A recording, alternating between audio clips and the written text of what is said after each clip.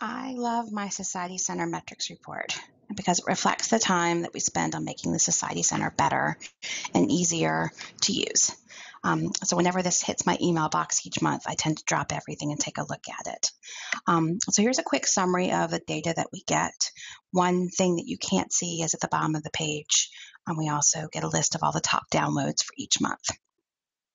So a specific example of how we use this report, to pay attention is how society leaders were getting to the society portal. We discovered that they were coming in from the enterprise site, from the public website. We're going into resources, technology, society portal, and then clicking the link there to get into the portal. And once we figured that out, my first inclination was, wow. But the second one was, we can make it a lot easier for them. So we moved the hyperlink to the homepage of the Society Center, promoted it in 2 of the Wednesday updates, and then watched the dramatic uptick in leaders directly accessing the site once they hit the index page. So it was an easy change to make it easier for our society volunteers and staff. I wanted to bring this up because I wanted to encourage you to use the metrics for your society websites as well to understand how your members and your larger community are looking at it. If there are pages that you spend a significant time keeping the content current and no one is looking at it, then that can instruct you need to go one of 2 paths. One, to either more heavily promote the content that's there, or to make the page a little bit more generic and focus on the pages that your members are using. Just a great piece of information there. So how do we do all of this? It's all really tied into the society board roster form, which plays a very important role. Without it, we don't know who needs access to what communications or to which tools. In addition to the official roles of your society volunteers, this also captures some of their functions to help us understand exactly what they're doing as part of their volunteerism at your society. A great example of that is a leader who has an official title of vice president, but works membership. By checking function membership, then we know then that we need to include them in membership communications and outreach. So once the forms are received by the regional teams, they are manually data entered into Siebel by the regional coordinators. Once that is done at 8 a.m. the following morning, they automatically will receive access to the Society Center. They also will start to pull in society leader communication lists.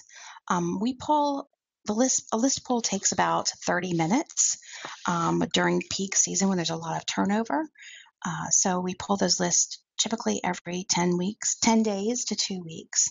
And then once there are the volume of leader turnover start to lighten a little bit, we would tend to stretch that out to a 3-week turnover.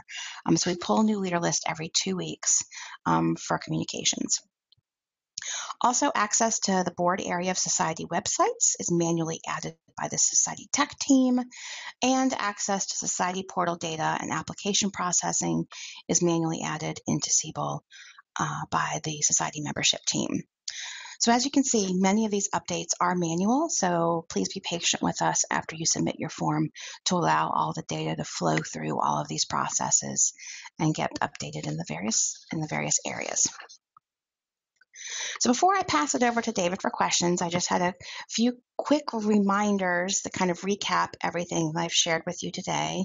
I know that reading and saving the emails seems like, of course, we are doing that, but just to be sure to review them, at least have in your head what kind of information we've pushed out to you in case it comes up. You can also easily save them, sort them, and save on CFA Institute in the subject line to make them easier to find, but to just keep those handy. With the new Connections website, share it. Share it with your leaders. Make sure they've seen stories that you think will be relevant to them. Share it with your members. Share it with your key outreach contacts if you would like to highlight the work that you're doing with them. It's a site there for you, and it's a way to really promote the wonderful work that you're doing. Use the LinkedIn group. If you have a question, ask it there. You might get some fantastic feedback from leaders around the world. Also can help you with challenges that you're facing, of ways other societies have combated those challenges, or just to get some great ideas and insights from other societies that are sharing on the site. Of course, you're all using the Society Center, or at least I hope you are. But one thing that I would encourage you to do, if you have just a few minutes, go on a page that you wouldn't naturally go on. You'll just kind of learn of the resources available, and it might help you with leaders that are working in those areas. You can direct them to what's available on the site they may not be aware of. The search function is also very valuable on the site too. And then last but not least, use the regional newsletters to get ideas of speakers, ways to connect with key outreach contacts, and other ideas like that.